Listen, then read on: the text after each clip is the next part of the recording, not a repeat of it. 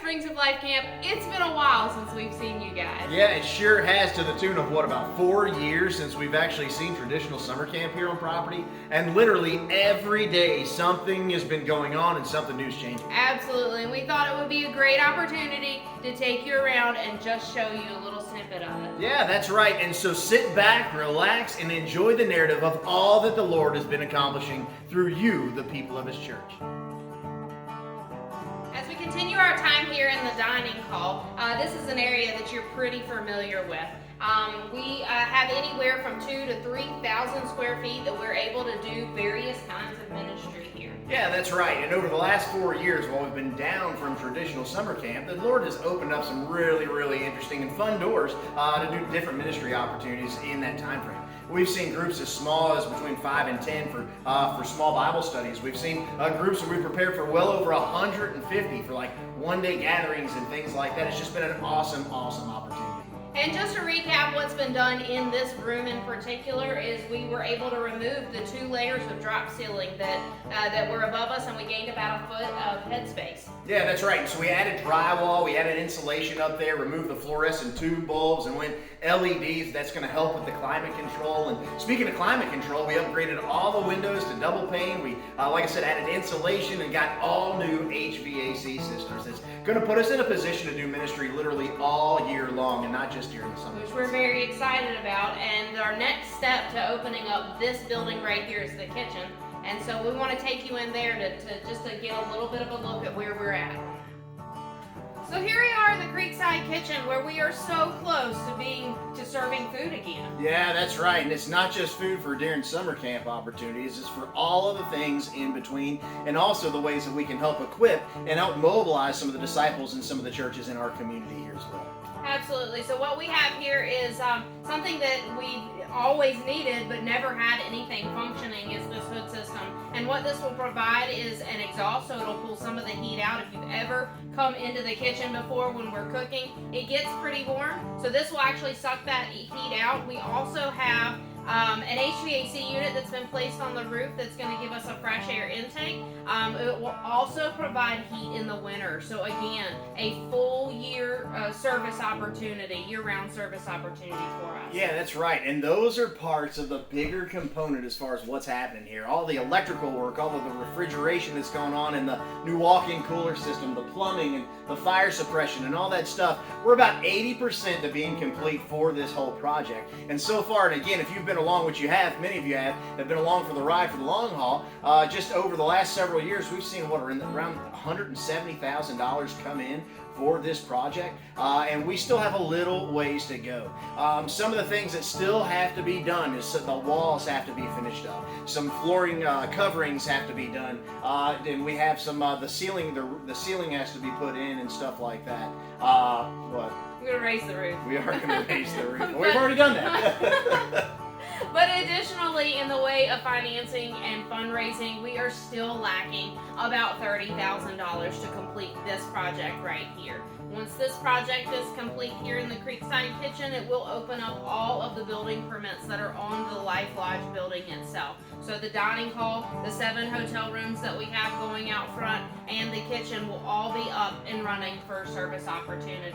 And we, just like you, are so ready to. Now, we've enjoyed our construction, guys. We've made some really neat, cool friends, some really sweet connections for future ministry things. But listen, we are so ready to be on the other side of the construction process. We miss having y'all here. Absolutely. And on that note, let's go to the next part of the property. Let's work our way up to the swimming pool. What do you think? Sounds like a great idea. Like a splashing good time. Ah, splashing good time.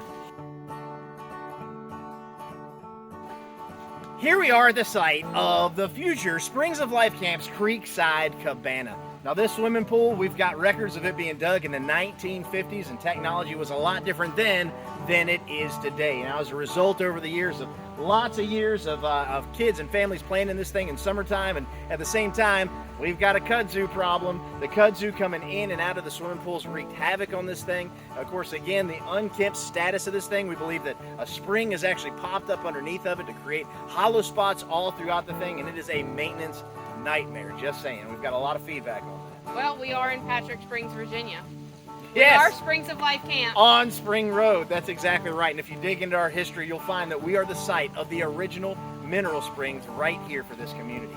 But all that to say is, all of the time, I'm telling you, look back in time. If you have experiences and sweet memories of playing in this swimming pool, you better thank your lucky stars and thank the Lord for the people that put all the time and effort into getting this thing up and running for you. Now, I'm going to tell you, just this last weekend, we had a group, a small team actually come out and help love on the area to get us to this place here to be able to peel back the layers to get ready for this phase of the restoration process to begin.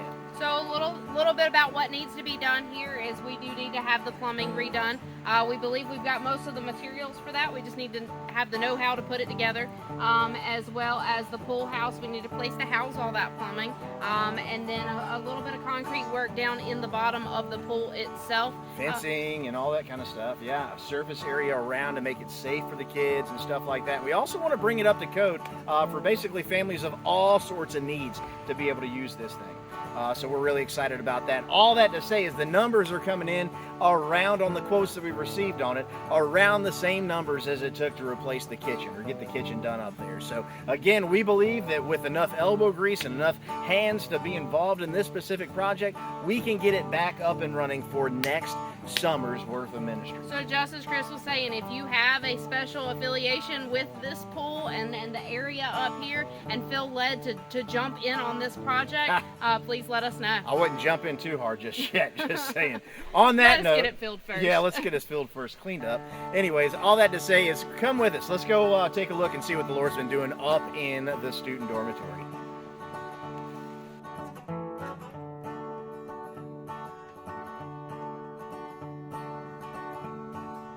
Here we are in front of the student dormitory, formerly known as the Pine Pavilion. I like what you did there. Where the last time you saw us, it was right on the after the Carpenters for Christ had left.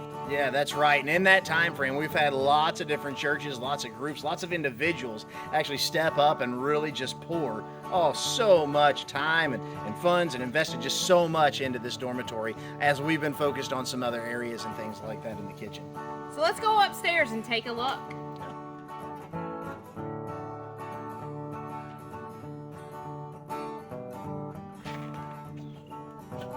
Welcome to the dorm.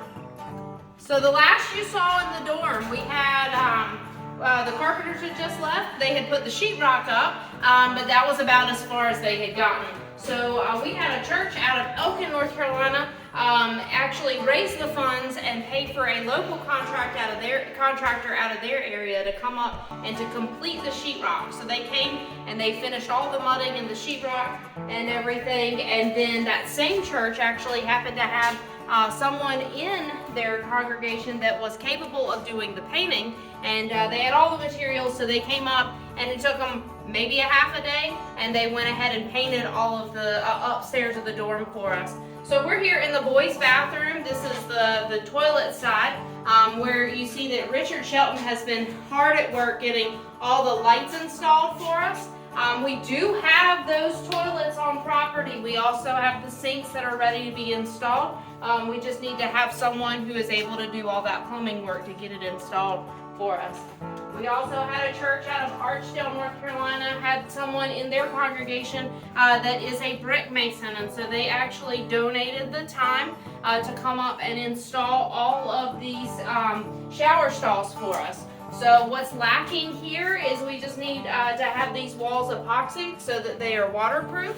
Again, Richard's gotten the lights working for us. I think this week he's going to be working on getting the exhaust fans put in. And come on over here to the girls' side and we'll show you what the rooms are starting to look like.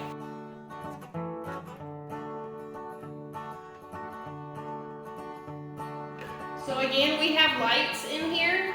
You can see the window treatments. That's exactly what they're going to look like when they're done. So we've got the crown molding up. That still needs to be touched up and painted a bit. And then we'll have shoe molding going in as well. And then we need to install bunk beds. So again, what we're lacking on that is actually the bunk beds have materials for that and someone to build those bunk beds for us so that we can get them installed. So we've also had some work happening in the new workshop up on the hill. So let's go over there and take a look at what's been done this week.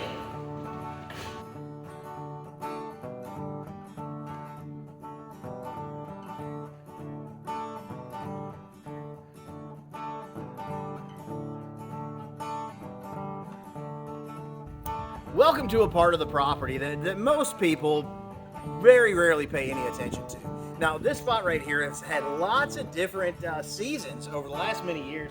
Believe it or not, at the very first time it was used, I believe it was actually used as a horse barn.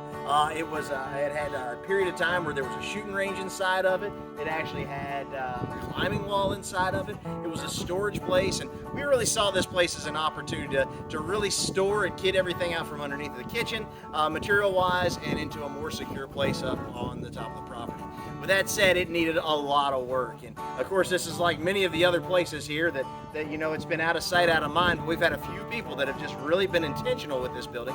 And most specifically, most recently, we were introduced to a brand new organization called, well, not brand new, but brand new to us, a brand new organization called the Craftsmen for Christ, not to be confused with the Carpenters for Christ. The Craftsmen for Christ are a fairly local company or ministry that's just on the other side of the North Carolina-Virginia state line. And these guys, they again spend a lot of their time serving local churches and things like that all over the United States for the purpose to equip and help missionaries and new church plants and things like that build. And they saw this as an opportunity to love on us. Now, with that said, the whole new roof structure up here was replaced this last week, along with all the metal that was around it. So basically a partner job between some local volunteers, the Craftsmen for Christ, and the Carpenters for Christ all worked on this building right here. Come on inside. Let's show you around.